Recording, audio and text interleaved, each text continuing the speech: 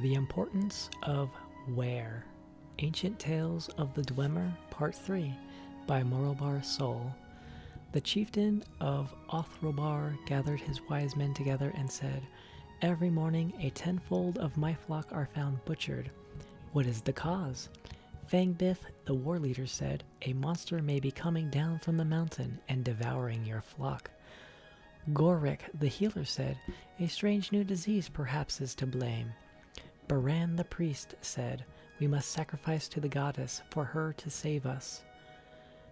The wise men made sacrifices, and while they waited for their answers from the goddess, Fangbith went to mentor Joltareg and said, "You taught me well how to forge the cudgel of Zolia and how to wield it in combat, but I must know now when it is wise to use my skill.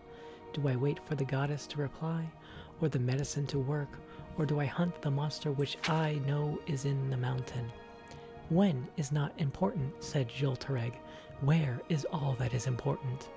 So Fangbith took his Zolic cudgel in hand and walked far through the dark forest until he came to the base of the great mountain. There he met two monsters. One, bloodied with the flesh of the chieftain of Othrobar's flock, fought him while his mate fled. Fangbith remembered what his master had taught him, that where was all that was important. He struck the monster on each of its 5 vital points: head, groin, throat, back, and chest. 5 blows to the 5 main points, and the monster was slain. It was too heavy to carry with him, but still triumphant, Fangbith returned to Othrobar. "I say I have slain the monster that ate your flock," he cried. "What proof have you that you have slain any monster?" asked the chieftain. "I say I have saved the flock with my medicine," said the Gorik, the healer. "I say the goddess has saved the flock by my sacrifices," said Boran the priest. 2 mornings went by and the flocks were safe, but on the morning of the 3rd day another tenfold of the chieftain's flock was found butchered. Gorik the healer went to his study to find a new medicine. Baran the priest prepared more sacrifices.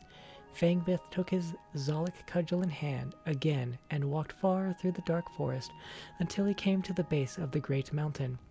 There he met the other monster, bloodied with the flesh of the chieftain of Othrobar's flock. They did battle, and again Fangbith remembered what his master had taught him, that where was all that was important.